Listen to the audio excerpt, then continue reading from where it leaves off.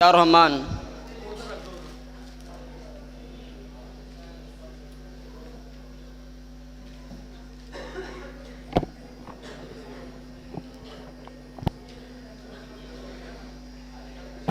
नहमदुहु व नुसल्ली अला रसूलिहिल करीम, अम्मा बाद, फ़ाऊज़ु बिल्लाहि मिनश शैतानिर रजीम। युकल्लिबुल्लाहुल लैला वन नहार, इन्न फ़ी ज़ालिका लइब्रतन लिउलिल अब्सार। वक़ाल नबिय्यु सल्लल्लाहु अलैहि वसल्लम, निअमतानि मक़बूनुन फ़ीहिमा कसीरुम मिनन नास, अस्सिहतु वल फ़राग़। मेरे मोहतरम असातिज़ा कराम और मेरे हम मकतब साथियों, आज मैं आपके सामने जिस उन्वान पर गुफ्तगू करना चाहता हूँ वो है वक़्त की अहमियत। अल्लाह से दुआ है कि मुझे हक़ सच बयान करने की तौफ़ीक़ अता फ़रमाए, आमीन। वक़्त एक ऐसी चीज़ है तो एक बार हाथ से चली जाए तो दोबारा लौट कर नहीं आती। वक़्त समंदर में गिरा वो अनमोल मोती जिसका दोबारा मिलना नामुमकिन है।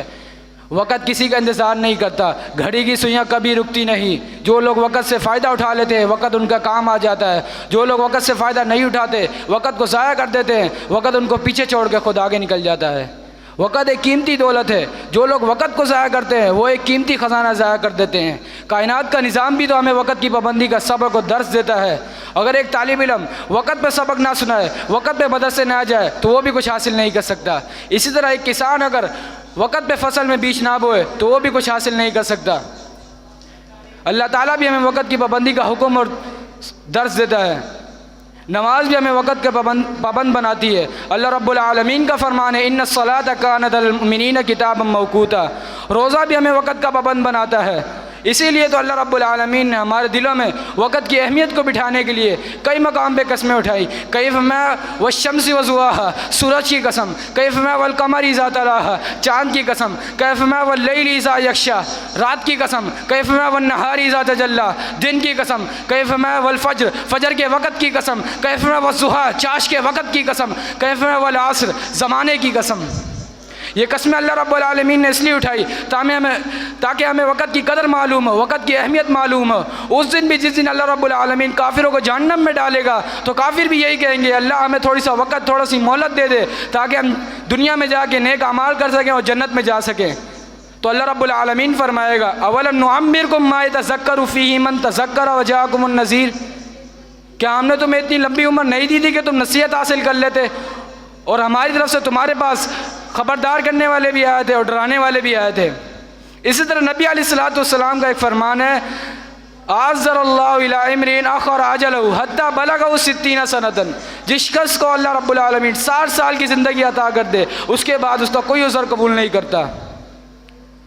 हमारे सलफ़ सालीन भी वक़्त की बहुत अहमियत कदर करते थे, वक़्त की अहमियत को समझते थे।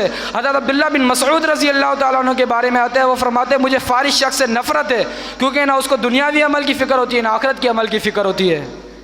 और मुहद्दिसीन में से मशहूर और मारूफ मुहद्दिस इमाम अब्दुर्रहमान अबी हातिम रहिमहुल्लाह के बारे में आता है, उनसे किसी ने सवाल किया कि आपने अपने वालिद मोहतरम से कई सिमा किए हैं? तो वो जवाब देते हैं, अक्सर औक़ात ऐसा होता था कि मेरे वालिद मोहतरम खाना खा रहे होते थे तब भी मैं उन पर किल्लत कर रहा होता था, और वो किसी काम में मशगूल होते थे तब भी मैं उन पर किल्लत कर रहा होता। अगर वो किसी काम से घर में दाखिल होते तब भी मैं उन पर किल्लत कर रहा होता। इमाम साहब ने वक़्त का बहुत बेहतरीन इस्तेमाल किया तो अल्लाह रब्बुल आलमीन ने भी उन्हें बहुत बेहतरीन मकाम अता किया। उन्होंने माशाअल्लाह 9 जिल्दों पर मुश्तमिल अल-जर्ह व तादील तसनीफ़ फरमाई, कुरान की तफसीर लिखी, 10 जिल्दों पर तसनीफ़ फरमाई। और इसी तरह इमाम जोज़ी के बारे में आता है कि वो फरमाते हैं, उनके नवासे अबुल मज़हब शम्सुद्दीन उनके अहवाल उन्हीं की ज़ुबान में बयान करते हैं कि मैंने 2 उंगलियों से 2000 जिल्दें लिखी और मेरे हाथों में 1 लाख अफराद ने तौबा की। और आगे बयान करते हैं कि मेरे नाना जान हर हफ्ते कुरान मुकम्मल करते थे, जुम्मा और मजलिस के अलावा कहीं नहीं जाया करते थे। और इमाम इब्न तैमिया के बारे में आता है कि वो कहते हैं, इब्न रजब उनके बारे में ज़िक्र करते हैं कि आप वक़्त को किसी वक़्त को ज़ाया नहीं करते थे। जब भी किसी काम में मशगूल होते तो अपने शागिर्द रशीद को कहते हैं कि अपनी किताब को ज़रा ऊंची आवाज़ से पढ़ो ताकि मैं उनको सुनता रहूँ, वक़्त बर्बाद ना हो। वक़्त किसी की बाप की जायदाद नहीं है। अगर आप आज वक़्त के साथ नहीं चलते तो वक़्त आपको अपने पाँव के नीचे रोंद के आगे निकल जाएगा। फिर आप उस वक़्त को जो आपने ज़ाया किया उसको आप ख़रीद भी नहीं सकते, ना किसी से उधार ले सकते और ना ही अपने घर में उगा सकते हैं। इसलिए हमें वक़्त की कदर करनी चाहिए। वक़्त बहुत तेज़ चलता है, हर लम्हा, हर गुज़रता लम्हा, हर गुज़रता दिन, हर गुज़रती रातें हमारी ज़िंदगी से कम होती जा रही है और हम आखिरत की तरफ बढ़ रहे हैं और हम क़यामत की तरफ बढ़ रहे हैं। और ये क़यामत की अलामात सुगरा में से एक या निशानी है कि जो मैंने आपके सामने भी बयान की है।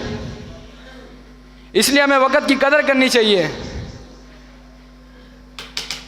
अल्लाह से दुआ है मुझे हम सबको वक़्त की कदर करने की तौफ़ीक़ अता फ़रमाए। आमीन व आखिर दावाना अनिल हम्दुलिल्लाहि रब्बिल आलमीन।